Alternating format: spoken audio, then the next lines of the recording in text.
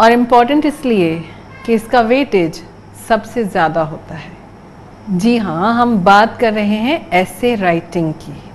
और आपने भी कितने प्रयास किए होंगे, कितना प्रिपरेशन किया होगा, उसके बावजूद भी आपको भी ये लगा होगा कि क्या है राज की बात कि ऐसे में फुल मार्क कभी मिलते ही नहीं।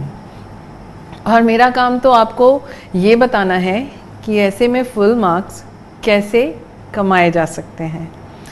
बिल्कुल भी बेफिक्र रहें, मैं आपको कोई ऐसे नहीं दूंगी लिखने के लिए, ना ही मैं आपको कोई ऐसे लिख कर बताऊंगी।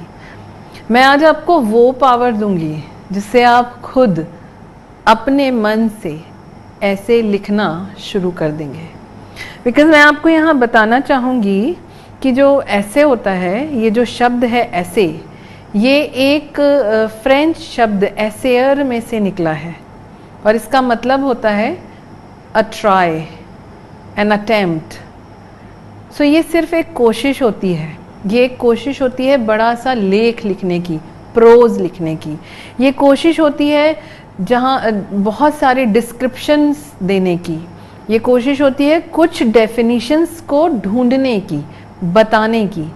ये कोशिश होती है इस विषय विशेष जिस पर ऐसे लिखा जा रहा है उससे संबंधित जानकारियाँ इकट्ठे करने की, उसके फ़ायदे, उसके नुकसान, उसका असर समाज पर कैसा पड़ रहा है। और यही सब चीज़ें जब एक साथ इकट्ठी हो जाती हैं तो उन्हें ऐसे कहा जाता है। इसीलिए ये कहा जाता है कि essays are always long, descriptive, detailed and of course for some reference, ताकि हम उनका उल्लेख अपनी बातों में कर सकें, आगे की किसी भी व्याख्या में कर सकें। और एक और चीज़ महत्वपूर्ण है जो कि ऐसे को इम्पोर्टेंट बनाती है, वो है क्रिटिकल अप्रिशिएशन। यदि हमें किसी ऐसे या किसी की बात से पे रजामंदी नहीं है, सहमति नहीं है, तो हम अपनी बात बेहतर तरीके से स्पष्ट करते हुए, मतलब एक और ऐसे लिखते हुए किसी दूसरे व्यक्ति की बात को काट सकते हैं, नकार सकते हैं। तो ऐसे वास्तव में इसीलिए लिखे जाते हैं। तो हम जिस तरीके से ऐसे प्रिपेयर करते हैं, रटते हैं, वो ऐसे कभी भी हमें फुल मार्क्स नहीं दिला पाएंगे। मैं आपको बताऊं कि आपके जो ये 7 अंकों वाला ऐसे है, इसका मार्क डिस्ट्रीब्यूशन होता किस तरह से है। तो सुनिए, ये 7 अंक बहुत ही आसानी से पहचाने जा सकते हैं। 3 डिवीज़न, पहला उसकी शुरुआत के लिए, दूसरा 1 अंक उसकी अंत के लिए, और बाकी 5 अंक उस पूरी बॉडी के लिए। तो अब आप जानना चाहेंगे कि ये सीक्रेट, ये फुल मार्क्स स्कोर कैसे किए जाएंगे। तो देखिए, इंट्रोडक्शन, जैसे कि मैंने कहा कि पहला पॉइंट या पहला बिंदु हमारा इंट्रोडक्शन होना चाहिए, और दूसरा बिंदु इंट्रोडक्शन के बाद उस विषय से संबंधित प्रकार या उसकी उपस्थिति या वो कितने तरह की चीज़ों में पाया जाता है, ऐसी जानकारी होनी चाहिए। तीसरी चीज़ जो हो सकती है वो उसका पॉजिटिव एस्पेक्ट हो सकता है, यानी कि उससे होने वाले लाभ हो सकते हैं, उससे एडवांटेज या प्रॉफिट होता है, तो वो क्या है वो हो सकते हैं। और वो प्रॉफिट या लाभ भी हम शुरुआत में तो इस तरह से लिख सकते हैं कि इससे बहुत सारे प्रॉफिट होते हैं, बहुत सारे एडवांटेजेस हैं, और फिर वो एडवांटेजेस किन किन क्षेत्रों में हैं उनको अलग अलग स्टेप बाय स्टेप लिख सकते हैं। इसी तरह बॉडी का अगला रूप हो जाता है डिसएडवांटेजेस या नेगेटिव फॉर्म्स या लॉसेस। किसी भी टॉपिक पे, किसी भी विषय पे ऐसे जब लिखा जाए तो उसका एक ही एस्पेक्ट नहीं देखा जाता, उसके दूसरे एस्पेक्ट को भी उतना ही प्रभावशाली बनाया जाता है, उसको भी उतना ही महत्व दिया जाता है। तो इस तरह से हम बात करेंगे उसके डिसएडवांटेजेस की, उसके लॉस की, और फिर उनके भी अगर स्टेप्स हैं कि वो किन किन क्षेत्रों में नुकसानदायक हो सकता है, उनकी जानकारी दी जाती है, उनके बारे में लिखा जाता है। और फिर अंत में हम एडवांटेज और डिसएडवांटेज दोनों को ही समाहित करता हुआ एक कंक्लूजन या उपसंहार लिखते हैं, जो हमारी बात को विराम देता है, जो हमारी बात को ख़त्म करता है। तो इस तरीके से एक ऐसे का प्रारूप बनाया जाता है। तो अगर बहुत ही मोटे बिंदुओं या बहुत ही ऐसे लाइक रफ रूप में देखा जाए तो सिर्फ 5 बिंदु नजर आए: इंट्रोडक्शन, कनेक्शन, एडवांटेज या प्लस पॉइंट, डिसएडवांटेज या नेगेटिव पॉइंट और कंक्लूजन। That's it. क्योंकि मैंने आपको पहले ही बताया है कि मार्किंग स्कीम में इंट्रोडक्शन और कंक्लूजन पे 1 मार्क ईच अलॉटेड होता है। सो एक इसके लिए और एक इसके लिए, और बचे हुए 5 पॉइंट कनेक्टिविटी, एडवांटेज और डिसएडवांटेज के लिए। तो चलिए एक आपको बहुत ही याद रखने वाला एक एग्जाम्पल देती हूँ। यदि मान लीजिए जो भी विषय हमें ऐसे के लिए दिया गया है वो एक व्यक्ति है, एक इंसान है, तो जो इंट्रोडक्शन होता है ना वो उसका हेड पोर्शन है। ठीक है, तो किसी भी टॉपिक पे अगर उसकी जानकारी देनी है तो डेफिनिशंस या उसके बारे में आपको जो भी कुछ बेसिक पता है वो इंट्रोडक्शन में लिखा जाता है। अगर हमें उसके काइंड्स ऑफ या प्रकार बताने हैं कि ये कितने प्रकारों के होते हैं तो वो नेक का काम करता है, गर्दन का काम करता है।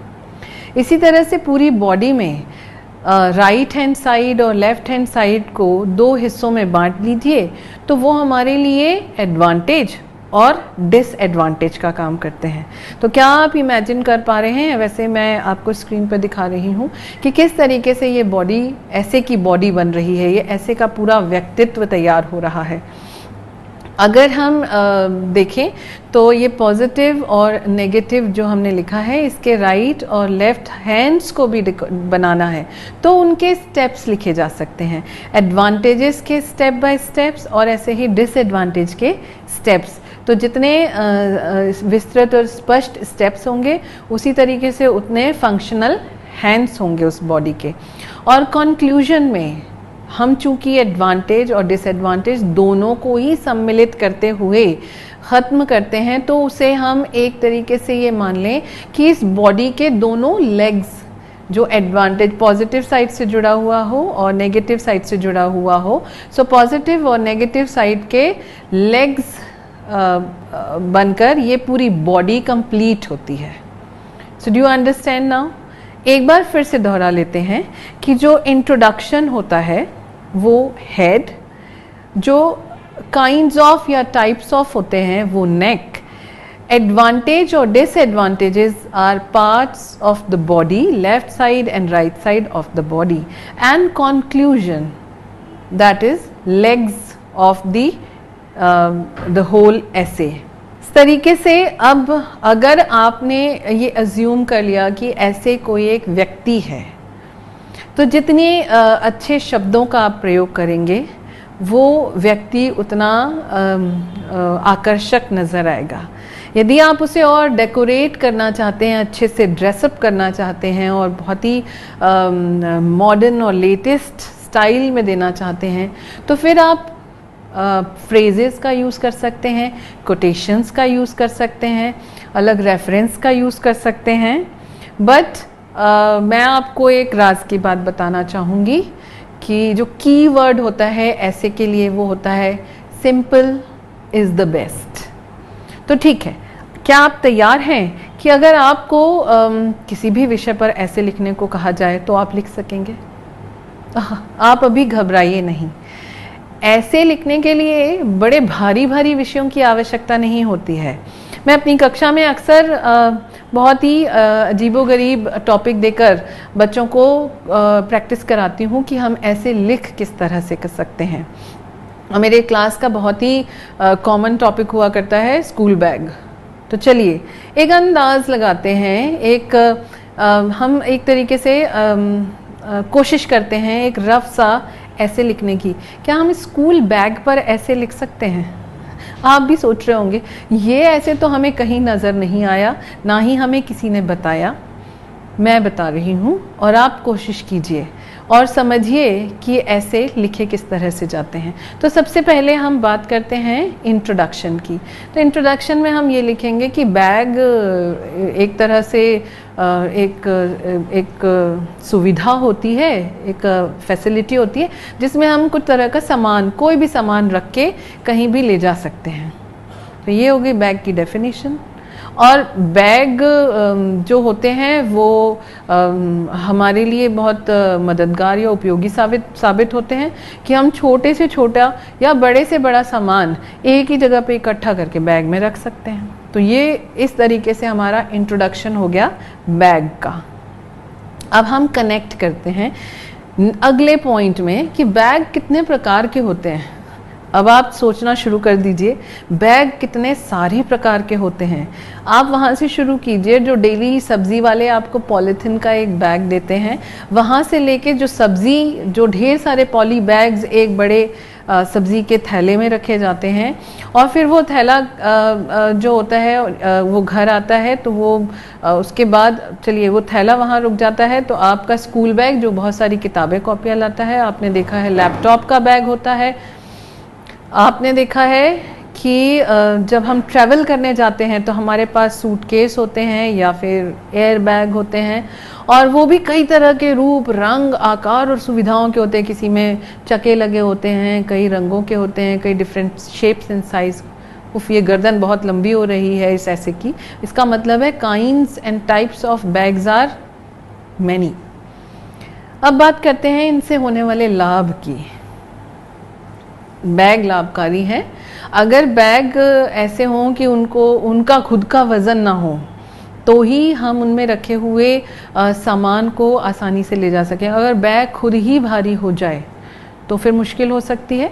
इसलिए ये कि वो उनका लाभ तभी है जब वो आकार में, दिखने में छोटे हों, पर उनमें ऐसे कंपार्टमेंट हो या ऐसी सुविधा हो कि जो उनको बाद में हम एक्सपैंड कर सकें। ठीक है। और इसके अलावा इनको ले जाना कहीं भी एक स्थान से दूसरे स्थान तक, उसमें रखना सामान जो है वो जा सके एक स्थान से दूसरे स्थान तक, वाटर प्रूफ हो, जिससे हमारा सामान ख़राब ना हो पानी से, और इस तरह की कई सुविधाएं जो हम बैग्स में ढूंढ सकते हैं। ये भी कह सकते हैं कि कीमत उनकी कम हो, रीजनेबल टू पॉकेट हो। और अब बात करेंगे नेक्स्ट पार्ट की, डिसएडवांटेजेस ऑफ बैग। आप क्या सोचते हैं क्या डिसएडवांटेजेस हो सकते हैं बैग्स के? सबसे पहले तो फैंसी बैग्स, जो दिखते तो बहुत ही आकर्षक हैं, पर अगर वो मजबूत नहीं हुए तो उनके इतने फैंसी होने का कोई मतलब नहीं होता। अगर बैग मजबूत नहीं है और बैग में वो सुविधाएं नहीं हैं जो हमें चाहिए, जैसे कि उठाने के लिए ना ही सिर्फ वो एक हाथ से, जबकि पीठ पर भी उठाया जा सके या उसे समय आने पर रोल भी किया जा सके, तो इस तरह की सुविधाएं देने नहीं हैं तो बैग हमारे काम का नहीं है। बैग लॉन्ग लास्टिंग भी होने चाहिए। ऐसा नहीं कि बैग की जो लाइफ है वो बहुत कम है, बस एक या दो बार उपयोग करने के बाद अब उसकी क्वालिटी इतनी ख़राब होती है कि हम दोबारा उसे उपयोग ही नहीं कर पाते। तो अब ये हो गया बैग के डिसएडवांटेजेस। तो चलिए अब हम कंक्लूड करते हैं। भाई ये बैग कहाँ से जिम्मेदार हो गया कि उसकी बुराइयां और अच्छाइयां देखें? ये तो हम हैं जो हम चूज करके लेकर आएंगे। तो हमारा कंक्लूजन ये होता है कि जब हम बैग खरीदने जाएं तो हमें देखना चाहिए कि बैग कितना ड्यूरेबल है, कितना रीजनेबल है, कितना यूजफुल है हमारे लिए, और फिर उस तरीके से बैग को खरीदना चाहिए। क्या कहते हैं, बैग का ऐसे तैयार हो गया या नहीं? आप चाहें तो बॉटल पे ऐसे बनाइए, वाटर बॉटल पे सोचिए। बॉटल जो पानी रखने के लिए होती है, कई प्रकार की होती है। लाभ, आसानी से ले जा सकते। हानि, अगर कांच की हुई तो। और कंक्लूजन, बॉटल हमें उपयोगिता के आधार पर ही लेनी चाहिए, छोटी से लेके बड़ी तक, सुविधा के अनुसार। तो आप विषय चुनिए। अगर इस फॉर्मेट, जो मैं आपको एक तरीका बता रही हूँ, अगर इस तरीके से आपने कोई भी विषय चुना तो ऐसे लिखा जा सकता है, बनाया जा सकता है। और वैसे भी सामान्य तौर पे जो हमारे ऐसे होते हैं, जो हमारा मोस्ट फेवरेट है, वंडर्स ऑफ साइंस, जो पता नहीं कितने सालों से हमारा हर साल आ जाता है परीक्षा में, और हमें, चूँकि हमने कई बार ट्राई किया हुआ है तो हम एक बार और ट्राई कर लेते हैं। और हम हर बार ऐसे ही तो करते हैं कि what is science, because we are living in the age of science. What are the connection where there are many kinds of many parts, many branches of science are available, that is used as the neck. जो आप चाहे तो biology या physics या astrology, chemistry, सब parts of science, even mathematics science. Nowadays too we call it language science also. अब advantages की बात करते हैं तो साइंस ने हमें बहुत सारी सुविधाएं दी हैं. We talk about transportation, communication, medical aids, और भी बहुत सारी सुविधाएं, computer, radio, television, so like from health to entertainment, like many advantages. So when we write about advantages, a lot of steps are involved there in science essay. Then we talk about disadvantages of science, losses from science. Yes, we do have. We know that science actually has generated some byproduct which are really very harmful. Talk about pollution, talk about all those weapons. Those are actually, or nowadays so different biological weapons are in the air. So these are all negative sides of or disadvantages of science, and we conclude saying, so this is not a fault of a science. We as a human being are not able to choose what is good for you, for us. So is it understandable? क्या आपको आपका wonders of science का ऐसे याद आया? यदि आप इस तरीके से सोचें और कोशिश करें कि मैं छोटे छोटे सेंटेंस बना के एकदम साफ सुथरे, बिना काटा पीटी किए हुए और बिल्कुल स्पष्ट अक्षरों में ऐसे लिखूंगा, तो आप मान के चलिए कि आपको ये 7 अंक मिल जाएंगे. इसके अलावा जो पॉपुलर ऐसे होते हैं वो हैं प्रॉब्लम्स पर based. Problems may be a population problem, may be a pollution problems.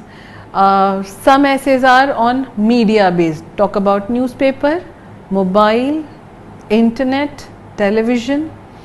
इसी के अलावा कुछ ऐसे होते हैं जो कि स्पोर्ट्स, हेल्थ, एनवायरनमेंट से रिलेटेड होते हैं, और फिर आखिरी में ड्रीम्स. तो अगर आप मेजरली किसी इन कैटेगरीज पर ऐसे याद करें, ऑफ कोर्स आपको जो रेडीमेड ऐसे मटेरियल मिलता है उन्हें आप पढ़िए, उससे आपको मदद मिलेगी वोकैबुलरी एनरिच करने की. क्योंकि जैसे मैंने आपसे बात करी, मैंने कहा एडवांटेजेस और डिसएडवांटेजेस. तो जब आप पर्टिकुलर किसी एक विषय पर बात करते हैं और उस विषय पर जो ऐसे लिख रहे होते हैं, तो उससे जुड़े हुए शब्दों का प्रयोग करने, जिन्हें हम जार्गन कहते हैं, जो उस पर्टिकुलर क्षेत्र से संबंधित, उस पर्टिकुलर टॉपिक से संबंधित शब्द होते हैं, अगर हम उनका प्रयोग करते हैं तो हमारा जो हमारा स्टैंडर्ड ऑफ राइटिंग होता है वो बहुत सुधर जाता है, बहुत अच्छा हो जाता है. ज़रूरी नहीं है कि आपको 10, 20, 15 इतने सारे वर्ड्स चाहिए उसमें मेंशन करने के लिए, पर कम से कम 4-5 शब्दों का प्रयोग ज़रूर करें.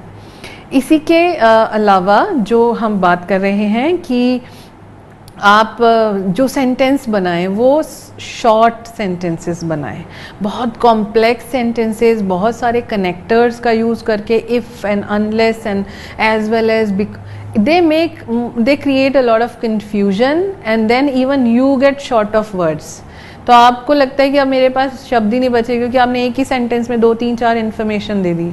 इसकी जगह आप 2-3-4 इन्फॉर्मेशन को 2-3-4 वाक्यों में बताएंगे, छोटे छोटे वाक्यों में बनाएं, तो फिर एक आसान तरीका होगा. एक तो आपका ऐसे भी बड़ा हो जाएगा, आसानी से समझ में भी आएगा और काफ़ी स्पष्ट और काफ़ी विस्तृत रूप में व्याख्या करता हुआ नज़र आएगा. अब हम बात करते हैं कि ऐसे लिखते समय हमें किन किन बातों का ध्यान रखना चाहिए. मुझे लगता है कि यदि आप इन सब बातों का ध्यान रखेंगे ना, तो आप सच में 7 में से 7 फुल मार्क्स स्कोर कर सकेंगे. मैंने आपको पहले भी बताया है कि जो ऐसे होता है वो it's just an attempt, it is just a trial. So अगर हम ट्राई ही कर रहे हैं तो it is your own opinion. हमें किसी और के ओपिनियन की आवश्यकता नहीं है, but your opinion should be in detail format. Like आप उसके बारे में जितना कुछ जानकारी इकट्ठा कर सकते हैं और वहाँ पे ऐसे में बता सकते हैं, वो ज़रूरी है. There is no fixed definition for essay thing or not even a size. हमने एक राइटर हैं इंग्लिश के फ्रांसिस बेकन, जिनके हमने एक पैराग्राफ से ज़्यादा बड़े ऐसे नहीं देखे, साइज़ में एक पैराग्राफ जैसा दिखते हैं उसमें होते 2-3 पैराग्राफ्स हैं और बल्कि ज़्यादा, पर उसमें जो कुछ लिखा होता है ना, यदि उनकी व्याख्या करने लगें तो 10 पेजेस भरे जा सकते हैं और शायद उससे भी ज़्यादा। तो ये साइज़ कितना छोटा सा है, पर उसके अंदर लिखी हुई बातें अनंत। ऐसे ही बड़े बड़े 10,000 शब्दों के और 50,000 शब्दों वाले ऐसे भी लिखने पड़ते हैं अगर आप बड़े यूनिवर्सिटीज़ एंड कॉलेजेस के लिए एकेडमिक ऐसे लिख रहे हैं तो there is no fix size for essay. What is important, जब भी किसी टॉपिक पर आप लिख रहे हैं, फॉर एग्जाम्पल अगर आप बैग पर लिख रहे हैं तो आप ये मत लिखिए कि कांच का बैग हो सकता है, क्योंकि वो बॉटल के लिए था, बैग के लिए नहीं। सो आपके टॉपिक पे जो भी इंफॉर्मेशन हो वो उससे संबंधित हो, रेलेवेंट इंफॉर्मेशन देना ज़रूरी है। इसके अलावा आपका सेंटेंस कंस्ट्रक्शन जो होता है हो आपके ऐसे के लिए वो बहुत ही क्लियर हो, उसमें बहुत कन्फ्यूजन या कॉन्ट्राडिक्टरी स्टेटमेंट्स ना हो कि आप एक ही जगह पर कोई एक बात कह रहे हैं और उसके आगे जाके वही बात आप कॉन्ट्राडिक्ट कर रहे हैं और विरोधाभास प्रस्तुत कर रहे हैं। और सबसे इम्पोर्टेंट बात, आप जो कुछ भी लिखें अपने मन से लिखेंगे तो आपको मेक श्योर करना पड़ेगा कि आप उसमें कोई भी स्पेलिंग के एरर्स ना करें। कि आप जब बहुत अच्छा ऐसे लिखते हैं, सब कुछ बहुत बढ़िया लिखते हैं, तो फिर हम टीचर्स एक माइक्रोस्कोप या बोले एक मैग्नीफाइंग ग्लास लगा के ढूंढने लगते हैं कि अब आपकी पंक्चुएशन की क्या मिस्टेक है या आपकी स्पेलिंग की क्या एरर्स हैं। सो अवॉइड दैट। और अगर आप वो भी अवॉइड कर पाए और उससे बच पाए तो ये गारंटी है कि आपको 7 अंक पाने से कोई नहीं रोक सकता। सबसे आखिरी चीज़, practice makes a man perfect. So आप जितनी बार लिख कर देखेंगे, प्रैक्टिस करेंगे, तो आपका कॉन्फिडेंस बढ़ेगा और आपसे किसी भी विषय पर किसी भी समय कोई भी व्यक्ति ऐसे लिखने को कहे तो आप आसानी से एक बहुत ही